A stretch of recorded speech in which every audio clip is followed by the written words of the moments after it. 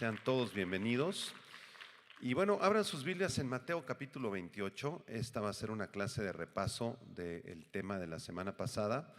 Quedaron pendientes algunos puntos y después de terminar el repaso vamos a comenzar a estudiar algunos temas de bibliología. La bibliología, les decía, es la rama de la teología que estudia las Sagradas Escrituras. Mateo capítulo 28, la semana pasada estuvimos viendo el tema entre signos de interrogación: ¿quién es un verdadero discípulo de Jesucristo?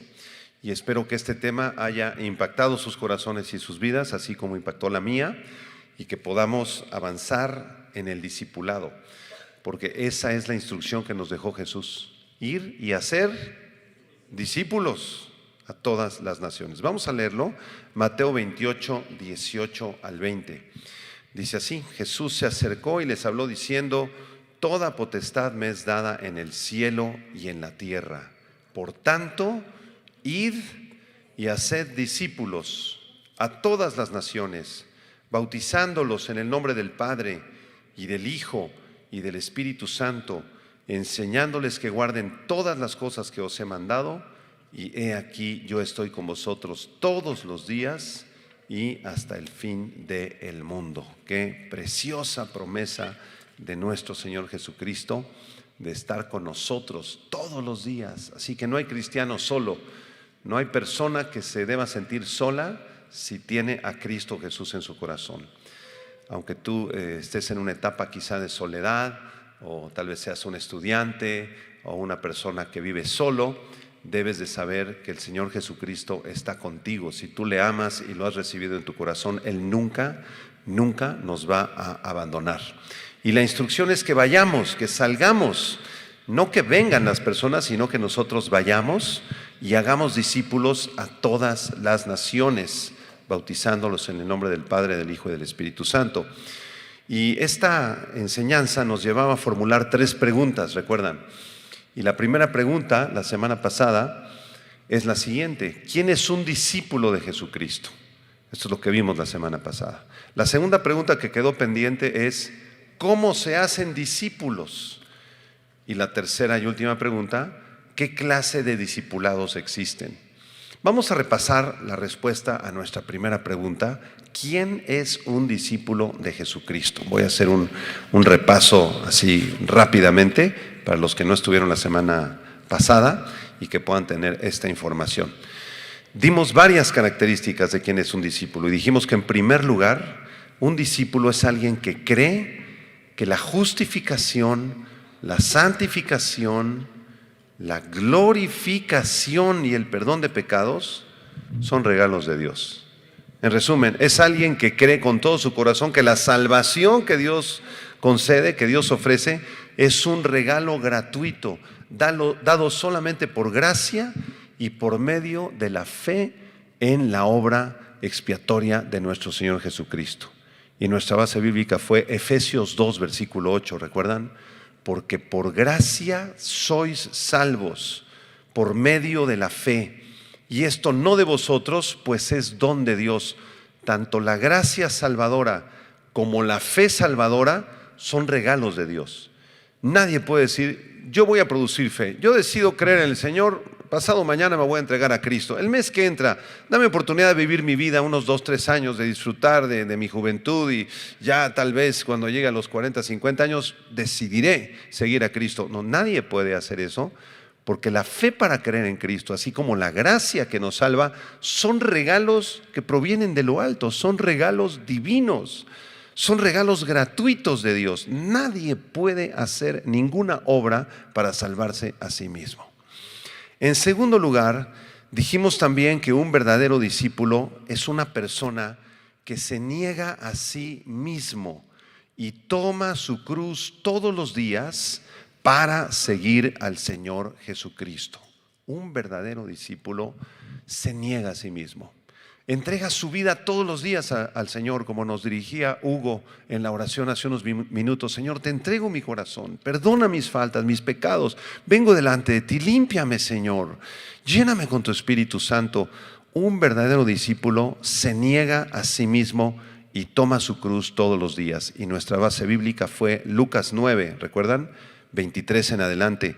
Y les decía a todos: si alguno quiere venir en pos de mí, niéguese a sí mismo, tome su cruz cada día y sígame, porque todo el que quiera salvar su vida, la perderá. Y todo el que pierda su vida por causa de mí, éste la salvará. Tome su cruz, venga conmigo todos los días de su vida, niéguese a sí mismo.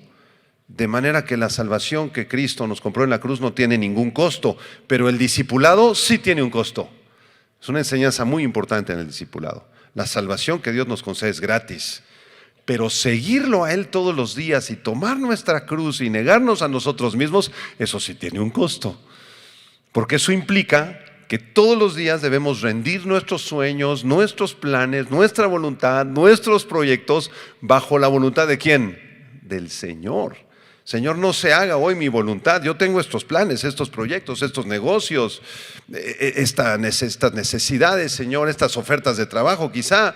Pero Señor, no se haga mi voluntad, hágase tu voluntad.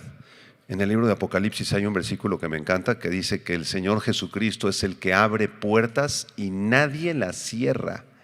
Y es el que cierra puertas y nadie las abre, porque Él tiene las llaves del reino de David, dice Apocalipsis.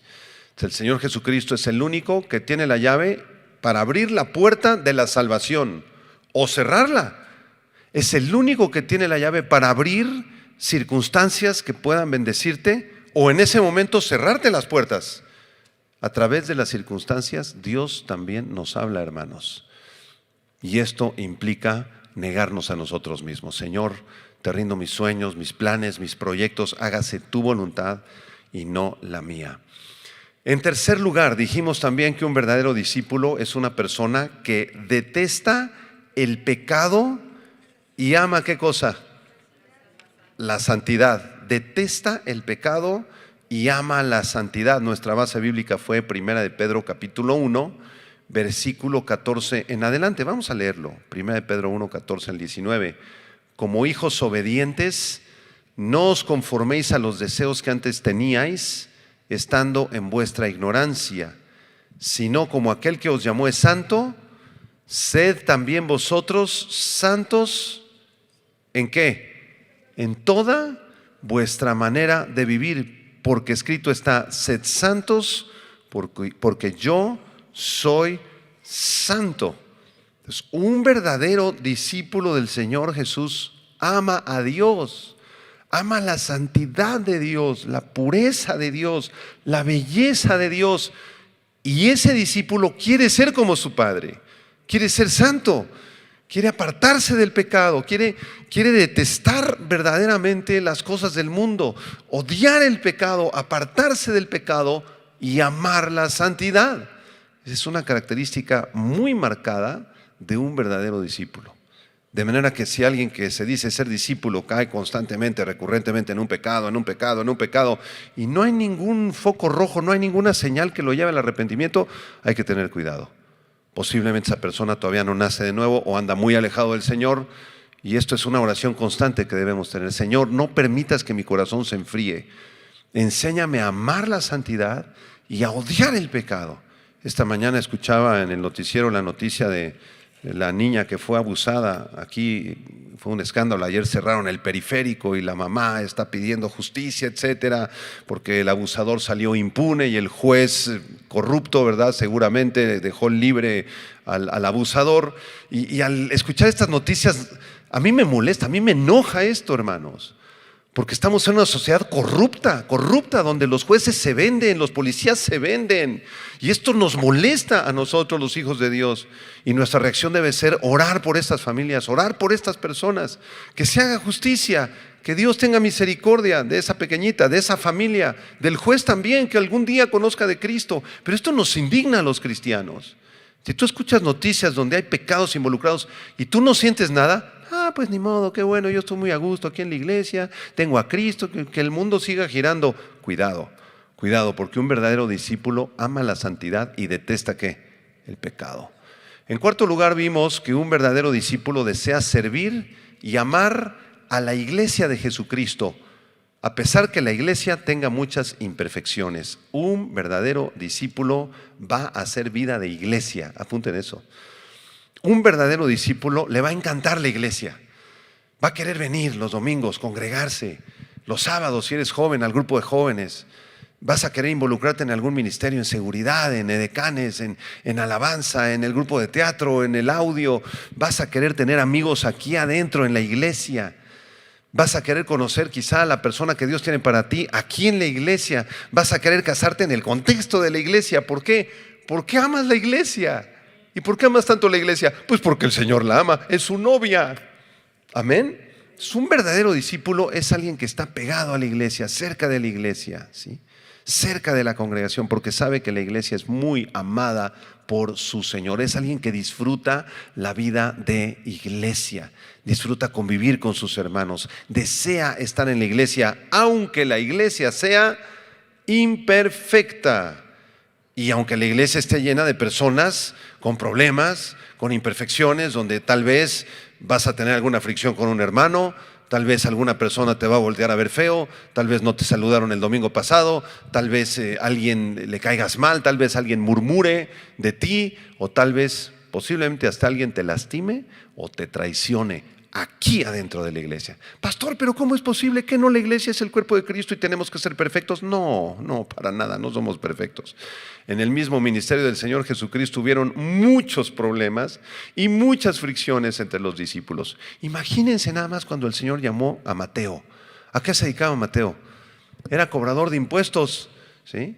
Estaba de alguna manera beneficiando al imperio romano y abusando con los impuestos abusivos, con las tasas altísimas de Roma, y él le tocaba cobrarle los impuestos a sus hermanos judíos, porque él era judío. Ahora cuando Jesús lo llama, vente Mateo, sígueme. Señor, pero aquí me va muy bien de mi salario y estamos abusando del pueblo y me dan un super sueldo y... Ven Mateo, sígueme. Y Mateo comienza a seguirlo. ¿Cómo creen que le fue a Mateo con los otros 11? ¿Ustedes creen que lo recibieron con los brazos abiertos? Bueno, la Biblia no nos da mucha información de esto, pero seguramente hubo alguna fricción por ahí con Mateo, ¿verdad? Y seguramente le reclamaron, ¿cómo es posible que tú siendo judío, tú nos cobrabas los impuestos, eras un abusivo? Yo supongo que hubieron algunas fricciones, ¿verdad? Entonces, a pesar de las fricciones que hayan en la iglesia, un verdadero discípulo está dispuesto a perdonar a todos sus hermanitos en Cristo. ¿Has tenido que perdonar a algún hermano? No levanten la mano. Seguramente sí. Pero aquí en la iglesia eso es parte de la formación espiritual. No te conviertas en un hermanito chapulín. ¿Quiénes son los hermanos chapulines? Los que permanecen 2 semanas en una iglesia. Ay, el pastor me cayó mal, ¿por qué no nos saludó? Te brincas a otra iglesia. No, aquí el hermano de junto huele feo. Vámonos a otra iglesia donde los hermanos sí se aseen, se bañen. Vas a otra iglesia donde sí se bañan. Pero no, aquí son una bola de hipócritas. Y ya van 2 años y te la pasas brinque y brinque y brinque. Y ya llevas 6 iglesias. Esto no es correcto, para nada. Si Dios te sembró en una iglesia, aquí te quedas hasta que Dios te indique lo contrario, ¿sí? Pero aquí es donde Dios quiere perfeccionarnos, ¿de acuerdo? Quinta característica, número 5, un verdadero discípulo ama a los perdidos y las misiones y participa en el avance del evangelio en el mundo. Si realmente eres un discípulo de Jesucristo, amas las almas perdidas, y tienes una inclinación a buscar compartirles de alguna manera, buscar el momento apropiado, predicarles a tiempo y fuera de tiempo, repartir folletos al mesero, al que te sirvió la gasolina en la gasolinera, al que te vende la comida, a la persona que te trae el supermercado a tu casa, a la muchacha que te ayuda con el aseo, y tienes ese deseo, esa inclinación de compartirles la palabra de Dios. Les platico un pequeño testimonio. En la casa tuvimos una fuga de un tubo que se rompió. No se les han roto tubos de cobre alguna vez. Estábamos haciendo una perforación y que le atinamos al tubo de cobre, hermanos. No, se inundó la casa. Y total, un amigo me ayudó, luego otra persona, y no quedaba, y seguía fuga y fuga y fuga y fuga. 10 días, hermanos. Bueno, la fuga era tal que llegaba al techo de nuestra cocina y por la lámpara de la cocina caía ahí el agua, hermanos. Yo dije, a lo mejor aquí Dios quiere que me bañe, ¿verdad? Abajo de la lámpara. Dije, Señor, 10 días, ¿y ahora qué vamos a hacer? Total, para no hacerles el cuento muy largo, conseguimos a otro plomero muy bueno que llegó antier y ayer estuvo trabajando en la casa. Y yo decía, Señor, ¿por qué permitiste 10 días de fuga, Señor? Qué difícil fue, nos quedamos sin baño, la cocina toda húmeda, lloviendo por la lámpara. Señor, ¿por qué permitiste esto, Señor? Hay un propósito atrás de esto. Y entonces me le quedé viendo al muchacho que fue a ayudarnos. Dije, creo que ya sé cuál es el propósito, Señor. Y lo invitamos a comer, le compartimos de Cristo, le regalamos una Biblia, oramos por él. Hay propósitos atrás de cada problema, hermanos, pero nuestra alma debe estar buscando. Este problema, Dios tiene el control. Entonces yo no me voy a enojar. Si no se arregló, está bien. Dios sabe, yo estoy haciendo lo que me toca, pero tú sabes, Señor, cuándo se va a arreglar este problema, este asunto, esta enfermedad, esta necesidad, este choque en el periférico, lo que sea. No se molesten por nada de eso, hermanos. Más bien vean la oportunidad que Dios está abriendo. ¿Por qué te cerró la puerta de ese negocio? Porque te iba a abrir otro a través del cual ibas a conocer a una persona que necesita de Cristo. No importan las ganancias del negocio, es lo de menos. Lo importante son las almas. Tenemos que ganarnos las almas. ¿Ya agarraron la onda? Did you understand? Número 5, ama a los perdidos. Un discípulo ama a los perdidos, ama las misiones. Como ya lo vimos en Mateo 28, 16 en adelante, ya lo leímos, esa es nuestra base bíblica. Número 6, un discípulo verdadero hace buenas obras de amor, justicia y misericordia en su familia, en su comunidad y en su iglesia. Repito, para los que están tomando apuntes, un verdadero discípulo está dispuesto a hacer buenas obras de amor, de justicia, de misericordia, de ayudar en su familia, en su comunidad y en su iglesia. ¿Estás tú dispuesto a esto, hermano? ¿Tienes tú esta característica de que constantemente, bueno, ¿qué puedo hacer para el Señor? Señor, tú muéstrame qué obra de misericordia, de amor, de justicia. Tal vez puedo ayudar a un familiar que está enfermo. Voy a ir a visitar a mi abuelita, voy a ir con un primo, con un tío que no te conoce. Señor, ayúdame, Señor. Quiero ayudar a mi comunidad también. Quiero participar dentro de mi iglesia. Nuestra base bíblica para esta enseñanza es Tito, capítulo 2, versículo número 11 en adelante. Tito 2:11, porque la gracia de Dios se ha manifestado para salvación a todos los hombres, enseñándonos que renunciando a la impiedad y a los deseos mundanos, vivamos en este siglo justa y piadosamente, aguardando la esperanza bienaventurada y la manifestación gloriosa de nuestro gran Dios y Salvador Jesucristo. Vean el verso 14, quien se dio a sí mismo por nosotros para redimirnos de toda iniquidad y purificar para sí un solo pueblo, y subrayen la última parte, celoso ¿de qué? ¿No me siguieron? Tito 2:14, celoso de buenas obras, celoso de buenas obras.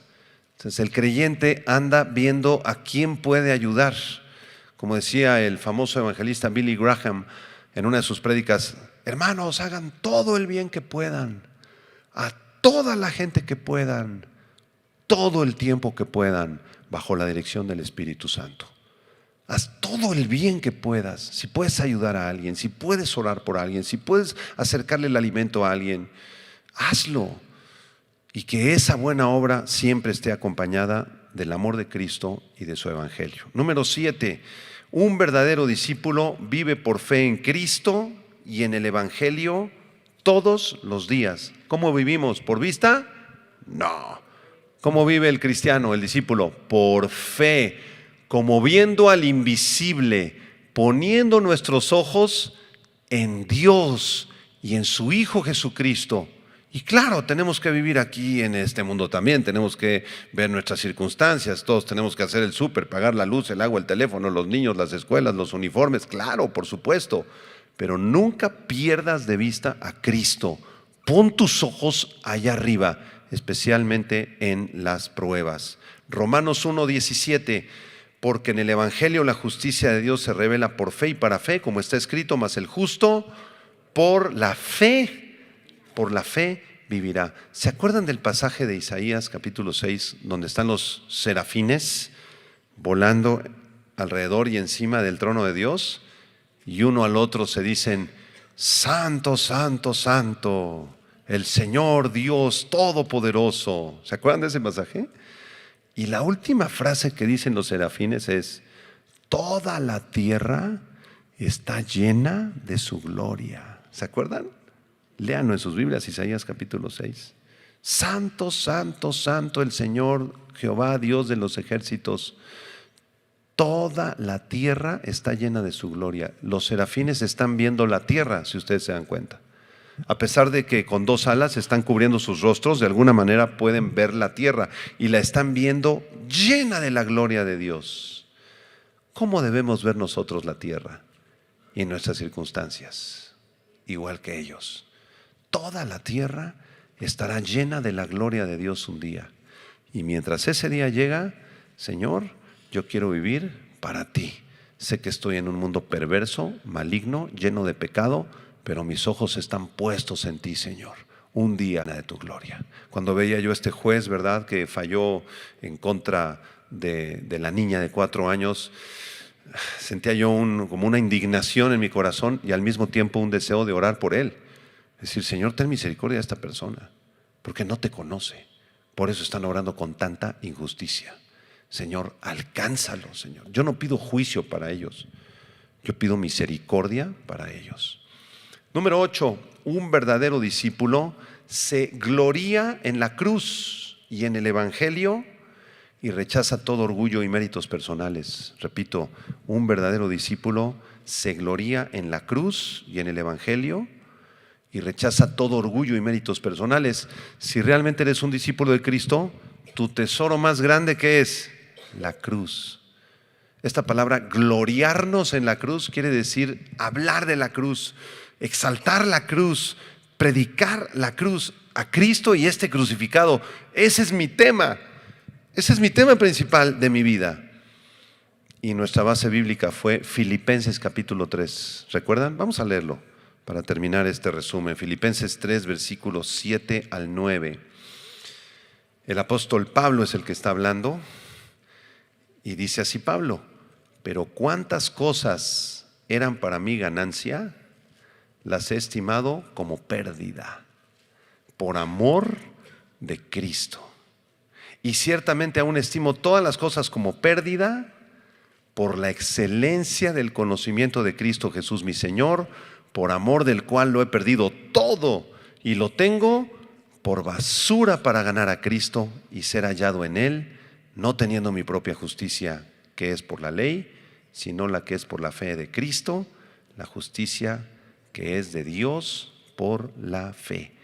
Todas las cosas que para mí eran ganancia, las he estimado como pérdida, porque mi mayor tesoro, dice el apóstol Pablo, es el conocimiento de Cristo Jesús mi Señor, por amor del cual lo he perdido todo. El propósito más importante por el cual existimos, hermanos, amados, santos de Dios, aprendan esta enseñanza. El propósito más grande por el cual existimos es para conocer a Dios, a su Hijo Jesucristo y vivir para su gloria. ¿No es verdad? Jesús dijo, y esta es la vida eterna, que te conozcan a ti y a tu Hijo, a quien has enviado. Juan 17. Entonces, el fin principal del ser humano es conocer a Dios, conocer a su Hijo Jesucristo, glorificarlo, vivir para Él, vivir para su gloria. Y la novena y última característica: un verdadero discípulo confía en la gloria que está por venir en Cristo. Un verdadero discípulo confía que el Señor viene en cualquier momento por nosotros. En cualquier momento el Señor nos llama a su presencia, hermanos. ¿Están conscientes de eso, hermanos? El verdadero discípulo sabe que en cualquier momento se va, ya sea por el arrebatamiento, si es que nos toca el arrebatamiento de la iglesia, amén. Y si no nos toca el arrebatamiento de la iglesia, te llama por muerte. En cualquier momento nos vamos, hermanos. Cualquier momento. Uno de mis mejores amigos murió a los 23 años de edad. 23 añitos de edad, estaba a punto de casarse, ya no pudo casarse. Dios lo llamó, vámonos a casa. ¿Sí? Un hermano de aquí el año pasado también partió con el Señor a los 86 años de edad. Y yo fui a ministrarlo 2 días antes. Hermano Ramoncito, ¿cómo estás? Pastor, yo creo que ya me voy con el Señor. Él conocía del Señor. Le dije, ¿estás seguro que te vas con el Señor, Ramoncito, que tienes a Cristo? Sí, pastor, estoy seguro. Y me decía, si pudiera yo pasarme un cuerpo más joven de 25 años, yo le seguía, pero no puedo, pastor. Ya el cuerpo ya no me alcanza, ya no me da, ya no me sirve. Le decía, Ramoncito, vamos a orar. Y si el Señor te llama a su presencia, nos vemos más tarde. Luego yo te alcanzo. Y todos los vamos a alcanzar allá arriba, nuestros hermanos que ya han muerto en Cristo Jesús. ¿Le tienes miedo a la muerte? Un verdadero discípulo dice, Señor, pues mi vida está en tus manos. Ninguno queremos morirnos. Es un instinto natural que Dios puso en nosotros de sobrevivir, de la supervivencia, y buscamos estar bien de salud, y eso está muy bien, gracias a Dios, para la gloria de Dios. Nuestro cuerpo es el templo del Espíritu Santo, pero está en pecado nuestro cuerpo, por eso envejecemos y por eso nos tenemos que ir un día de este mundo. Nuestra esperanza es que nos vamos con el Señor. Amén. Esa fue la respuesta a la primera pregunta. ¿Le entendieron? ¿Quién es un discípulo? Y yo les pido que evalúen esto, por eso quise repasarlo, porque son 9 características muy, muy importantes para poder hacer un autoexamen y decir, ay hermano, mira, la verdad es que a mí me cuesta mucho trabajo negarme a mí mismo y yo tomo mis decisiones y ni considero al Señor prácticamente nunca. Otros hermanos dirán, no hermano, yo sí me niego a mí mismo todos los días, busco la voluntad de Dios, pero la verdad es que no amo tanto la santidad. Otros dirán, a mí me encanta la iglesia, pastor, me fascina estar en la iglesia, pero la verdad no amo tanto a los perdidos. Otros dirán, yo sí amo a los perdidos, pastor, ya ando repartiendo folletos y les predico a todo mundo le predico, pastor, pero me cuesta trabajo vivir por fe, pastor. Otros dirán, yo sí vivo por fe, pastor, pero la verdad, el tesoro más grande de mi corazón no es la cruz y no es el evangelio, pastor. Yo sí estoy muy centrado en los 2 pesos que tengo en la cuenta de Banamex y pues ese es mi tesoro más grande de mi vida. Bueno, todos batallamos en ciertas áreas y necesitamos aprender a caminar con Cristo para ser sus discípulos. Ese es el mandamiento. Amén. Vamos a la segunda pregunta, todavía tenemos tiempo. ¿Cómo se hacen discípulos? Si tú ya eres un buen discípulo del Señor Jesucristo y ya aprendiste a negarte a ti mismo y tu gloria es la cruz y ya aprendiste a ganar almas y ya llevas 3, 4 añitos, otros llevan 8, 10 añitos, 12 añitos, ¿qué te toca? Seguir creciendo, sí, pero te toca ya hacer discípulos. Es como si hubieras acabado la carrera de físico matemático y tuvieras el don de enseñar, de ser maestro. Estudiaste físico matemático, ya te graduaste con maestrías y doctorados. Y ya pasaron 8 o 10 años y te dicen, oye, ¿y a quién le has enseñado física y matemáticas? No, pues a nadie. ¿Cómo que a nadie?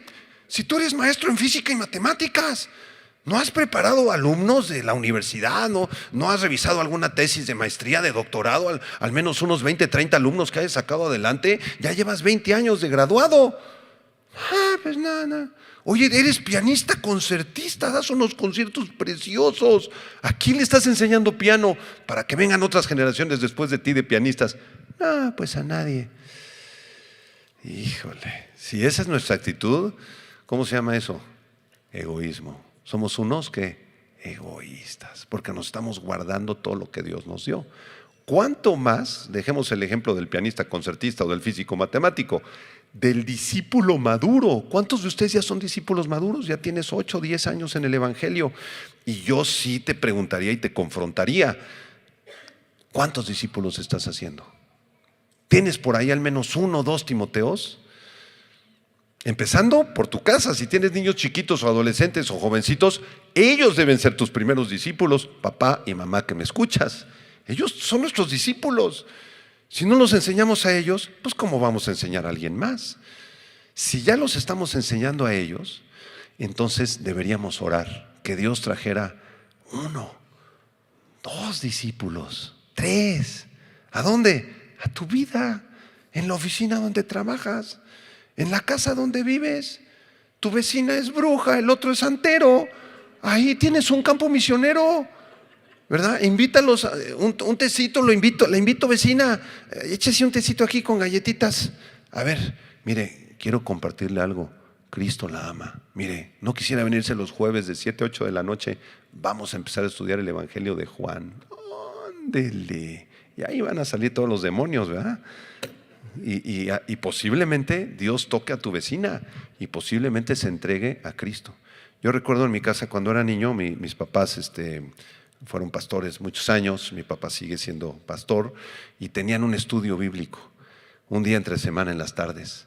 Y empezaron con 2 personas, y luego ya eran 4, y luego 8, y luego 15, y luego no cabían, y luego, ¿verdad? Todas las tardes, y luego entraban personas así bien raras al discipulado, y mi mamá, ay, ¿dónde está mi muñequita que me regaló tu papá? ¿Y dónde está tal adornito? Y hasta se llevaban las cosas, hermanos. Híjole, porque implica un riesgo hacer discípulos, ¿eh? Luego no todos son discípulos, ¿no? No todos son hermanos, algunos son primos, ¿no? Y la verdad no son convertidos. Y yo me acuerdo que yo escuchaba así los estudios, años, 15, 20 años duró ese estudio bíblico en la casa. Pero qué precioso que podamos abrir nuestra casa y podamos invitar a otros a escuchar la palabra de Dios. Te pregunto, ¿cuánto tiempo tienes tú ya en el Evangelio? ¿Has crecido como discípulo? ¿Tienes al menos unas 4 o 5 características de las 9 que vimos y las otras estás creciendo? Si tu respuesta es sí, ya te tardaste. Bajo la enseñanza, la autoridad, la dirección de tus pastores, tienes que hacer algo por alguien ya, hermano, por favor. Porque si no vamos a engordar y engordar de tanto estudio. No sabemos Apocalipsis, Génesis, escatología, teología. ¿Y a quién le has compartido? Pues a nadie. ¿Cómo crees que a nadie? No puede ser, no puede ser. Segunda Timoteo capítulo 3, versículo 16 y 17. ¿Cómo hacemos discípulos? Para los que ya estén haciendo discípulos, ya tengas un pequeño estudio en tu casa, le estés compartiendo a alguna persona. Y por cierto, no importa el número de personas, puede ser 1, pueden ser 2. Si tú tienes 2, 3 niños, a tus niños. Es un excelente reto enseñarle a tus niños, sobre todo los que son chiquitos, que nos hacen cada pregunta. Un día yo estaba discipulando a un niño y le digo, es que mira, hijo, era un niñito como de 6 años. Le digo, mira, hijo, Dios es nuestro Padre Celestial. Él nos adoptó, es como nuestro papá, sí, nuestro papá, pero es Dios, Él creó todo y Él te puede abrazar y tú puedes conocer a papá, es nuestro papá Dios. Yo bien emocionado, ¿no? Mis versículos acá, bien teológico, ¿no? Y me dice el niño, oiga, pastor, le tengo una pregunta. Sí, a ver, dime, si Dios es nuestro Padre Celestial, ¿quién es nuestra Madre Celestial? Y yo dije, ay, Señor, no, todavía no he llegado a tal grado de profundidad de tu palabra. No sé, hijo, no, es que en la Biblia no hay. Bueno, ese tipo de preguntas van a surgir cuando estés discipulando. Te van a preguntar de todo, por eso tienes que conocer la Escritura. ¿Cómo vas a ser discípulos? Segunda Timoteo 3, 16 y 17 dice, toda la Escritura, léanlo conmigo, es inspirada por Dios, salió de la boca de Dios y útil para enseñar, para redarguir, para corregir, para instruir en justicia, a fin de que el hombre de Dios sea perfecto, enteramente preparado para toda buena obra. Toda la Escritura, eso quiere decir los 66 libros de las Sagradas Escrituras. Los 66 libros son inspirados por Dios.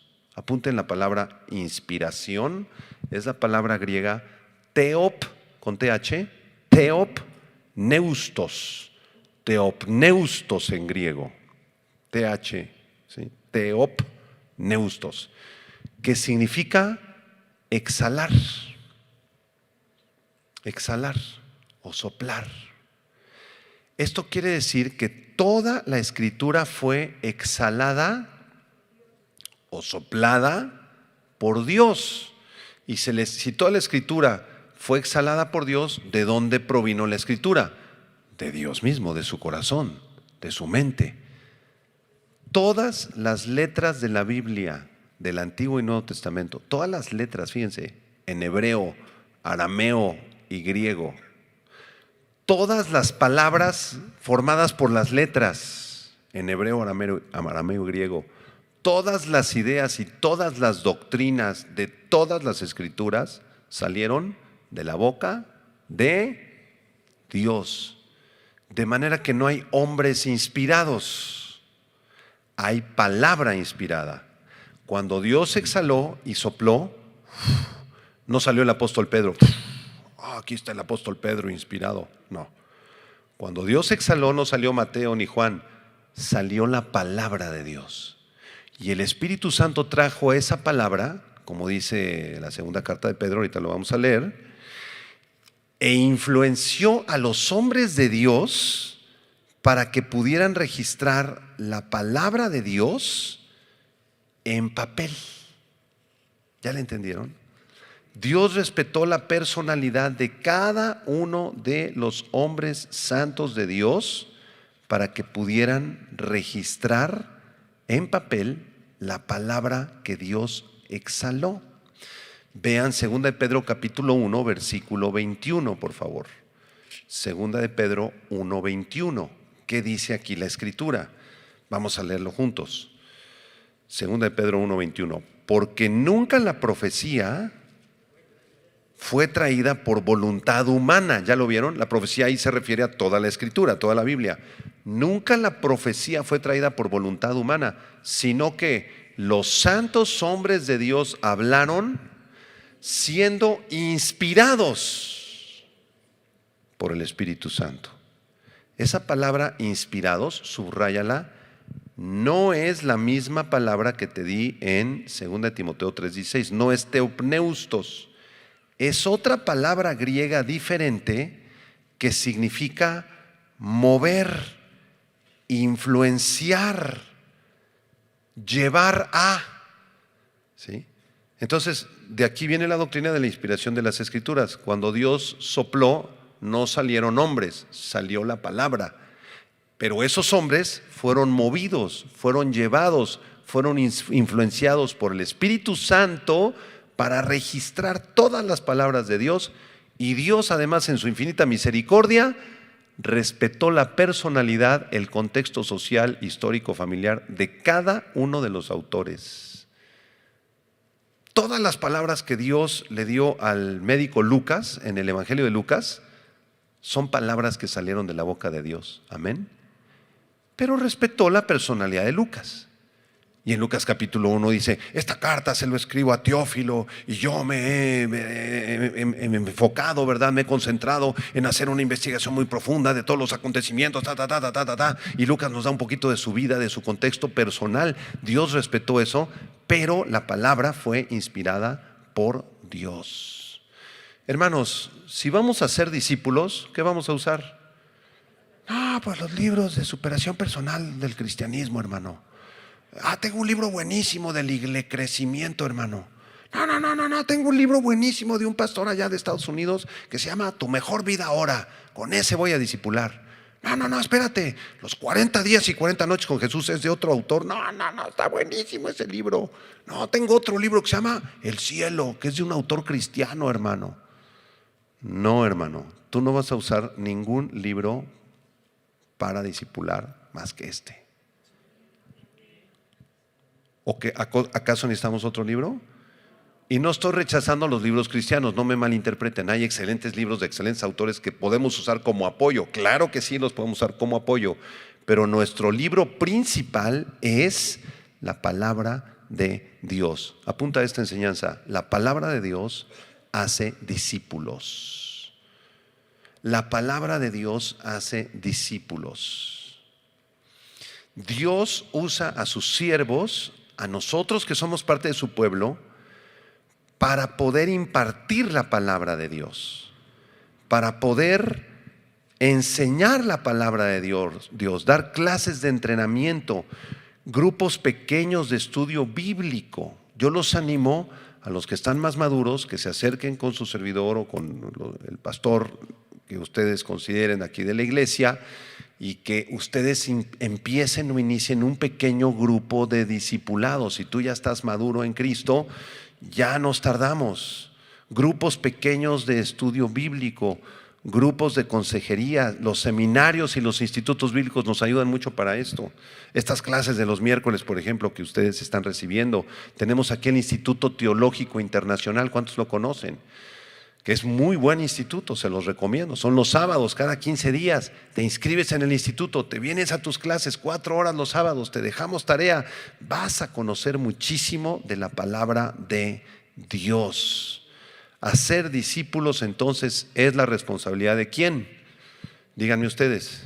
Del Señor, sí, claro. Pero el Señor nos dejó ¿a quién? A nosotros, su pueblo. ¿Quiénes somos responsables de hacer discípulos? ¿Nada más los pastores? ¿Nada más los graduados del IT y del doctorado? No. Todos los creyentes, todos los que conocemos al Señor Jesucristo.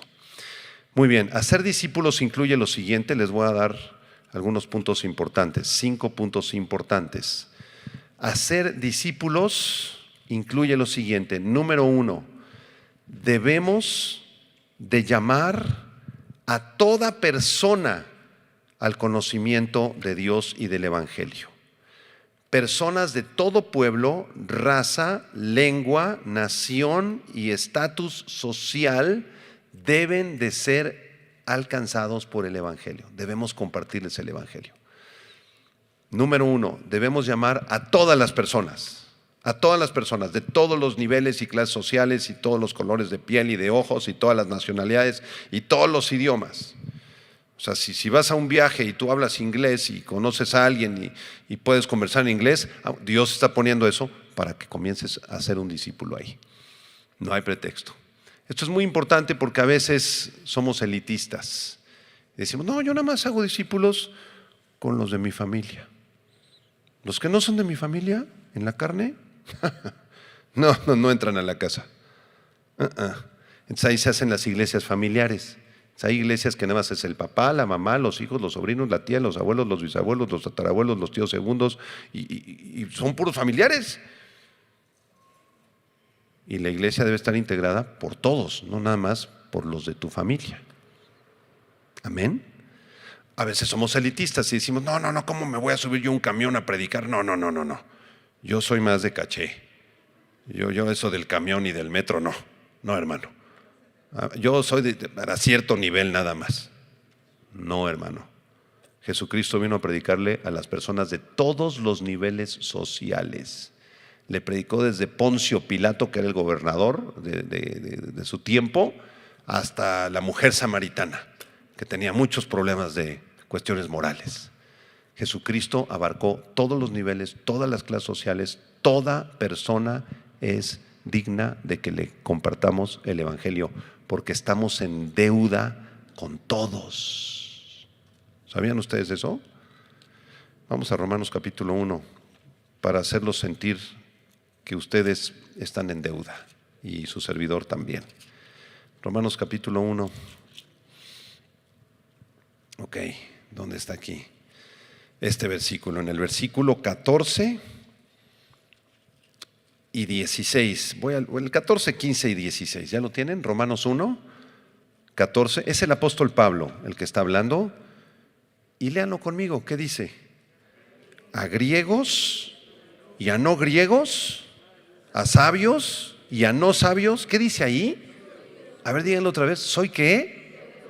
¿Soy qué? Perdón. A ver, subrayen en su Biblia. Soy deudor. Pablo era deudor a griegos y no griegos, y a sabios y no sabios, y básicamente a todo el mundo. Era deudor. Pregunta, ¿qué les debía Pablo? ¿Dinero? No. Versículo 15. Así que en cuanto a mí, pronto estoy a anunciaros que el Evangelio también a vosotros que estáis en Roma. ¿Qué les debía Pablo a los griegos y no griegos y sabios no sabios? Les debía el Evangelio. Estamos con deuda con todas las personas con las que interactuamos. Les debemos. ¿Qué les debemos? El Evangelio. ¿Por qué no se los damos? Es que me da pena, pastor. Es que me van a rechazar. Es que mis familiares me van a excomulgar de la casa, de la religión oficial. Me van a dejar sin mi herencia, pastor. Si yo llego con la Biblia y el Evangelio y a decirles de la idolatría, pastor, me van a correr, me van a desheredar. ¿Qué? ¿Es en serio? Es que, pastor, iba yo ahí en el autobús, en donde sea, y se sentaron algunas personas, o fui a una comunidad, pero me dio pena predicarles, pastor. ¿Te dio pena? ¿Por qué? Pues es que Apenas llevo 25 años en el Evangelio y creo que me falta un poquito más de formación. Hacer discípulos, en primer lugar, implica llamar a personas de todo pueblo. Número 2, implica instruirlos y exhortarlos con la palabra de Dios. Instruirlos y exhortarlos con la palabra de Dios, como lo leímos en 2 Timoteo 3:16. La palabra es útil para enseñar, para redarguir, para corregir, ¿sí? Entonces debemos instruirlos, debemos exhortarlos, debemos llamarlos al arrepentimiento. En tercer lugar, punto número 3, debemos enseñarles lo que Cristo ha enseñado en el Evangelio. Enseñarles todas las enseñanzas que Cristo dejó en el Evangelio. Pastor, ¿por dónde empiezo? Tengo 2 vecinitos que quieren escuchar el Evangelio. Empieza por la Biblia, por los Evangelios: Mateo, Marcos, Lucas, Juan. Ahí empieza, ahí están las enseñanzas de Cristo, igual en los otros libros de la Biblia también, pero si las quieres de manera compactada de la boca de Jesús, empieza por los Evangelios. Pastor, pero no habrá un manual. No, aquí está el manual. Lee Juan capítulo 1, Juan capítulo 2, Juan capítulo 3. Por eso es importante que lo lean primero ustedes y lo entiendan, hermanos, porque si no, ¿cómo lo van a explicar? Punto número 4, debemos enseñarles a obedecer a Dios en el contexto de la vida de iglesia. Enseñarles a obedecer a Dios en el contexto de la vida de la iglesia, es decir, integrarlos a la iglesia y enseñarlos a obedecer a Dios. Y número 5, debemos convocar a la iglesia para alcanzar a las naciones. Convocar a la iglesia para alcanzar a las naciones. Te digo algo, cuando tú empiezas a hacer discípulos, aunque sea de una manera muy informal, por teléfono, le llamas a una persona, hablan del Evangelio, oran un ratito, puede ser tu tía, tu prima, tu hermana en la carne, tu sobrino, y hablan un rato del Evangelio y lo haces de forma constante. No te imaginas cómo te va a bendecir Dios. No te imaginas cómo vas a crecer. Porque cuando llegue el día del discipulado, el jueves, por ejemplo, en la tarde, va a amanecer el jueves y vas a decir: ay, hoy es el discipulado, van a venir los 2 vecinos. ¿Y qué les voy a enseñar, Señor? Ay, la clase pasada nos quedamos en Juan capítulo 1, versículo 14 en adelante. ¿Y qué crees? Vas a tener que estudiar a fuerza. ¿Sí o no? Nada de que me dolió la muela, de que me siento mal, de que estoy de... No, a las 6 de la tarde llegan. Entonces vas a estar obligado ¿a qué? A escudriñar y a hacer un apunte para que cuando lleguen, ¿qué vas a hacer? Enseñarles la palabra de Dios. Amén. Eso te va a obligar a ser un estudiante constante y permanente de las Escrituras para poder compartírselos a los demás. Amén. Terminamos con la última pregunta, 5 minutitos que nos quedan. ¿Qué clase de discipulados existen? Bueno, yo creo que existen al menos 3 clases de discipulado. En primer lugar, el discipulado inicial. El discipulado inicial ocurre cuando ganamos discípulos por medio del evangelismo. Cuando recién alguien se convirtió, cuando recién un pecador se convirtió, cuando una persona no conocía al Señor, pero depositó su fe en Cristo por primera vez, se arrepintió y está a punto de nacer de nuevo o ha recién nacido de nuevo, necesita gran atención. Como los bebés que nacen en la incubadora. ¿Han ido a un hospital con incubadora? Cuando nacen los bebitos, ¿dónde los ponen? Pues ahí en la incubadora unas horas. Los que nacen delicaditos los ponen en incubadoras más especializadas y ahí se quedan 2-3 días. Mi hijo estuvo 21 días en la incubadora, imagínense. Entonces, necesitan cuidados especiales, son recién naciditos, ¿verdad? No los podemos abandonar, no los podemos dejar sin comer, son bebés recién nacidos. Es igual con los recién convertidos en Cristo. Cuando una persona recién nació en Cristo, hay que estar muy al pendiente. Hay que estar ahí casi diario. ¿Cómo estás, hermano? ¿Ya leíste tu palabra? ¿Qué pasó con tu esposa? A ver, platícame, ¿cómo vas esta semana? Necesitaríamos estar muy al pendiente. Les digo la verdad, casi nadie hace eso. Con vergüenza lo decimos. Casi nadie. No, pues es que esta persona ya recibió a Cristo, pastor, qué padre. ¿Y qué has hecho? Ah, pues nada, hay que se congregue. Oye, es un recién nacido, acércale la mamila al menos.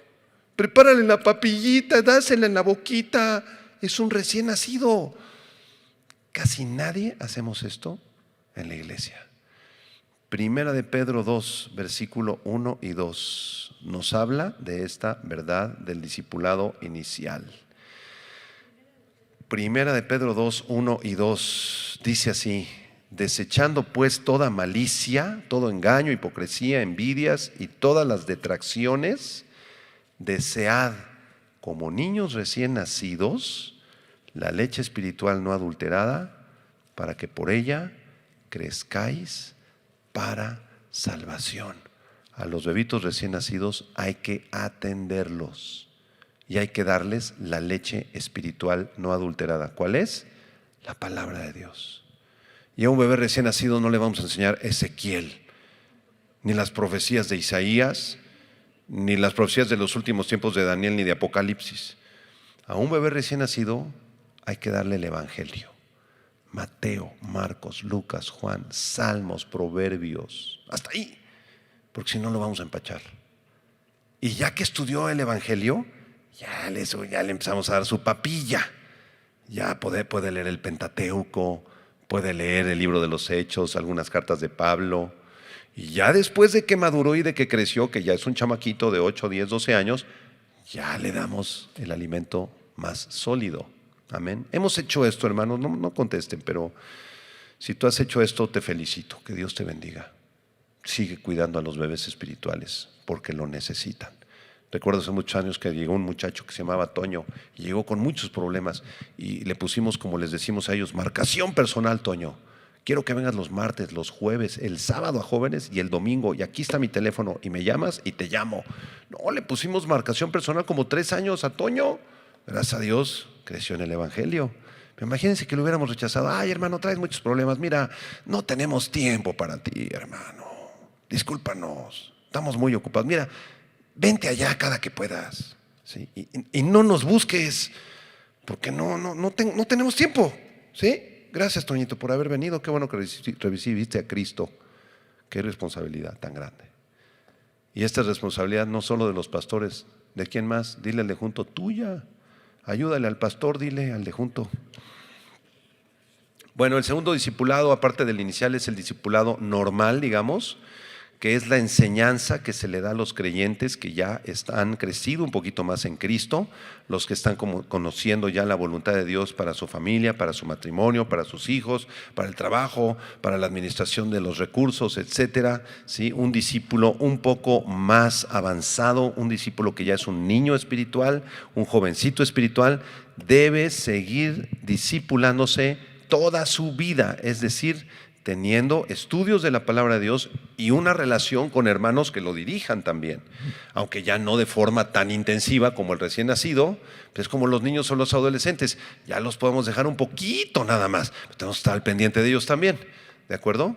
Santiago 1, 22, sed hacedores de la palabra y no tan solamente oidores, engañándoos a vosotros mismos. Un verdadero discípulo en el discipulado normal, en la etapa del crecimiento, debe seguir escuchando la palabra. Escuchen, si dejamos de congregarnos y de escuchar la palabra y de exhortarnos unos a otros, nos vamos a enfriar. Y van a venir problemas, hermanos, problemas tremendos. Ay, es que ya dejé de ir a la iglesia, me dio pereza ya ir a la iglesia. Ya llevo 3, 4 meses sin congregarme, sin escuchar el discipulado, sin ser exhortado por Dios ni por mis hermanos. ¿Sabes qué? Te vas a tropezar. Vas a tener problemas muy graves más adelante. Y en tercer y último lugar, el discipulado de restauración, hermanos. El discipulado de restauración ocurre de manera particular para ayudar a hermanos que han tenido crisis o están en crisis muy fuertes, personales o matrimoniales o espirituales. Este discipulado de restauración también es muy intensivo, debe de ser intensivo, en casos muy, muy especiales. Si alguien está muy enfermo, si alguien está en una crisis personal, en una depresión profunda, en una crisis matrimonial, debes buscar un discipulado de restauración. ¿Cuál es el objetivo de este discipulado? Desde luego, como su nombre lo indica, restaurar todo lo que esté en desorden. ¿Te has discipulado? Sí, pues ustedes todos son discípulos aquí de los miércoles, gracias a Dios por sus vidas. Traigan otros discípulos. Empiecen algún pequeño grupo informal en su casa. Nada más avísenos, por favor. Pastor, voy a empezar un grupo con una vecina, con un amigo, una amiguita, por teléfono, porque ella vive en Michoacán. Pero ya quedamos los jueves en hablar y a orar juntas y dar una palabra de forma, por favor, de forma ordenada.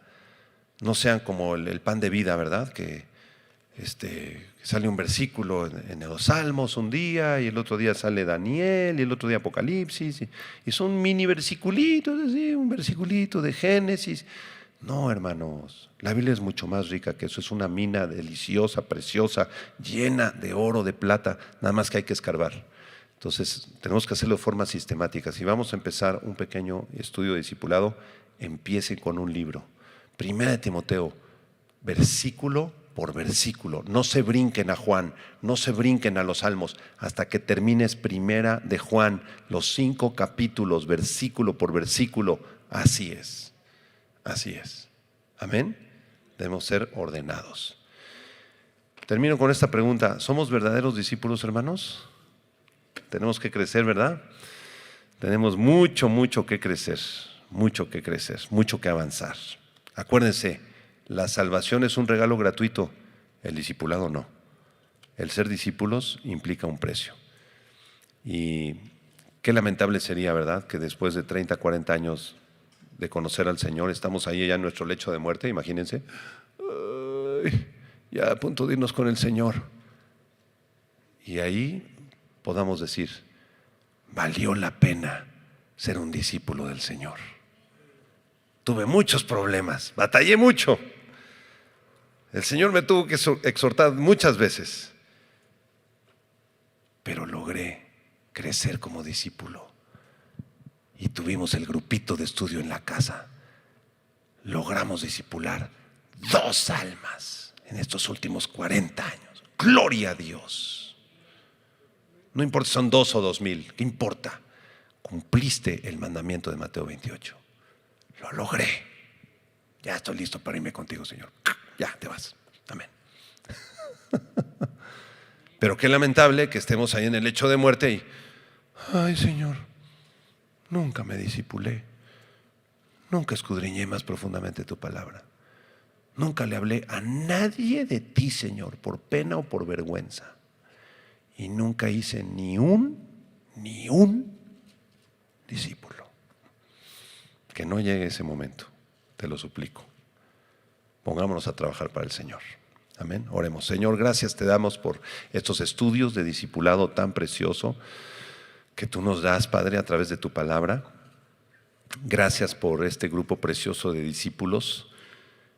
Honestamente reconocemos que nos falta mucho, Señor, que fallamos muchísimo en varias de estas características bíblicas de quién es un discípulo. Perdónanos, corrígenos, exhórtanos, Señor, y concédenos ser verdaderos discípulos que te aman, que se niegan a sí mismos, que están enamorados de ti, Señor, que aman la santidad y odian el pecado.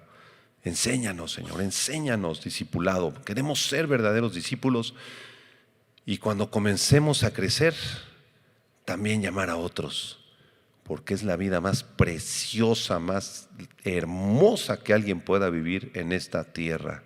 Ser discípulo de Jesucristo. Te amamos y bendecimos en tu nombre precioso. Amén, Señor. Gracias por seguir este estudio. Dios les bendiga.